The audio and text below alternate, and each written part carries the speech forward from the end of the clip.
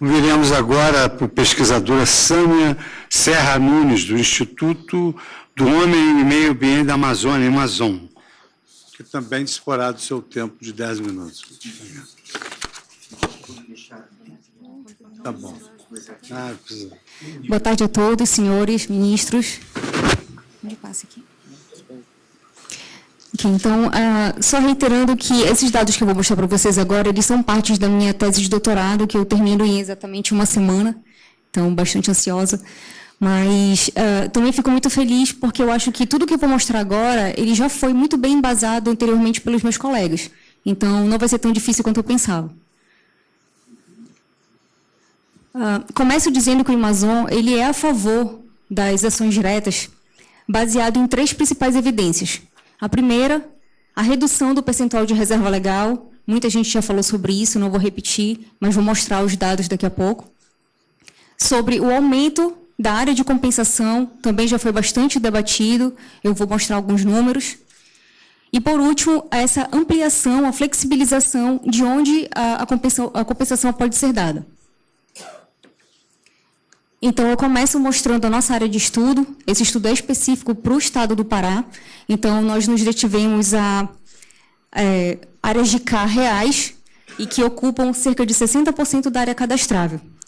Nós tratamos aqui os assentamentos rurais como pequenos imóveis. Aplicamos a regra dos pequenos imóveis do Código Florestal. E utilizamos dados oficiais do PRODES e do TerraClass. E conseguimos aplicar algumas regras para reduzir a sobreposição de carne em até 90%. Ainda possui alguma sobreposição, mas conseguimos remover a maior parte. Eu iria gastar um pouco mais de tempo nesse slide, mas eu entendi que todo mundo já está bem nivelado com relação aos conceitos. Mas eu só gostaria de deixar bem claro que a reserva legal ela não é uma área intocável. É importante dizer que é uma excelente fonte de renda, é uma super oportunidade para o proprietário para conseguir tirar parte do seu sustento de lá. E também já ouvi fora daqui várias pessoas dizerem que o pequeno proprietário ele não possui déficit. Isso não é verdade, né, gente? Então, tudo que foi desmatado após 2008 precisa ser recuperado independente do tamanho da propriedade. Então, eu gostaria de fazer apenas essas 2 colocações. O primeiro resultado da nossa pesquisa mostra que houve uma redução de 41% da área a ser recuperada ou compensada. Então, se vocês olharem aqui no gráfico, saiu de 3.800.000 para 2.200. Isso dá mais ou menos uma área em torno de 1.600.000 hectares. Não é uma área pequena. Isso, senhor ministro, significa 13 vezes o tamanho do município do Rio de Janeiro. Para vocês terem uma ideia de área, o déficit baseado no antigo código ele é cerca de 15% do desmatamento do Estado. E, baseado no novo código, ele representa 9% do desmatamento. Gostaria de compartilhar com vocês alguns números que eu considero super importantes para essa pesquisa. Então, nesse trabalho, que foi liderado pelo Bernardo do IES e conta com o apoio de pessoas da Embrapa e do INPE, mostram que hoje a produtividade de pastos do Brasil ela é apenas 32% do seu potencial. E que se a gente conseguir aumentar essa produção para 49%, não seriam necessárias novas conversões de florestas até 2040. Com a justificativa de que precisa suprir a demanda por alimentos e biocombustíveis. Descendo aqui na escala da Amazônia, os próprios dados do INPE mostram que existem 10 milhões de hectares de pasto sujo. Claro que parte disso pode estar naquele regime de pousio, mas com certeza não é a maior parte.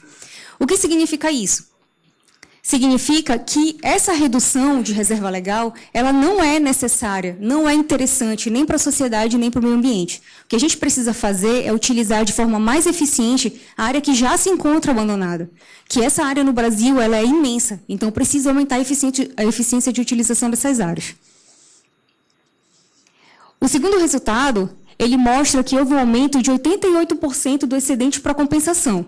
Eu acho que, a priori, você olhando esse gráfico, pode parecer uma coisa boa, mas eu gostaria de deixar algumas mensagens bem importantes. A gente precisa ser muito cauteloso em relação a esse dado. A primeira coisa é que se trata de falta de adicionalidade ambiental. O que significa isso?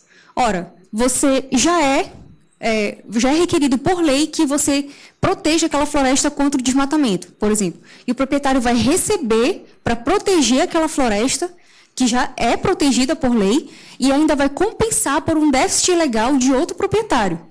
Então, como alguém já falou, né, uma dupla anistia aqui. Né?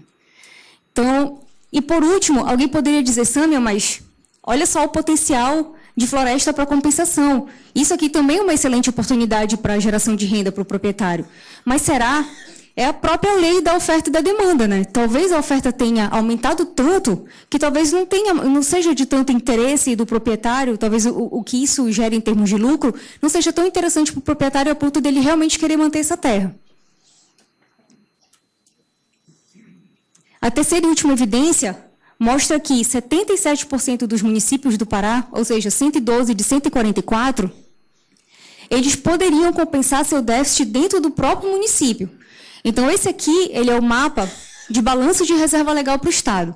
Todos os municípios que estão em verde significa que eles têm mais excedente do que déficit.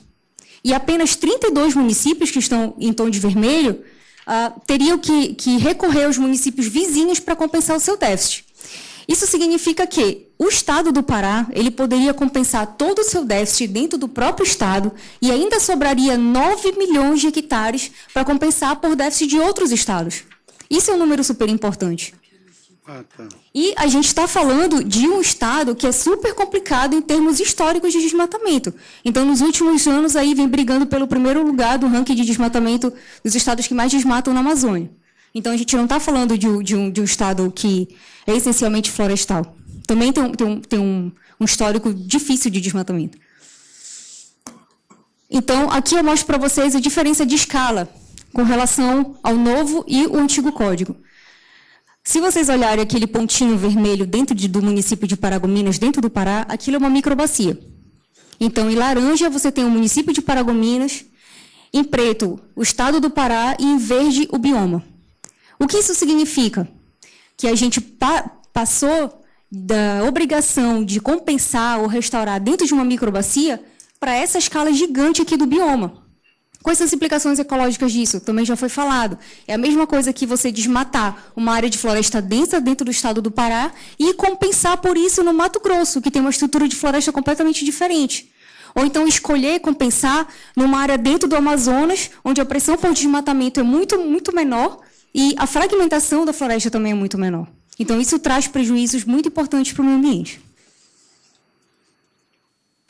Então, eu finalizo aqui reiterando o posicionamento institucional de que o Amazon ele é a favor das ações diretas, porque ele entende que houve um retrocesso ambiental no novo Código, devido, novamente, aos 41% de redução da reserva legal no Estado, o aumento sem adicionalidade ambiental de 88% na área disponível para compensação e a flexibilização de compensar o déficit no mesmo bioma. Gostaria de agradecer a equipe que esteve envolvida e dar os créditos aos estudos que foram elaborados. Obrigada.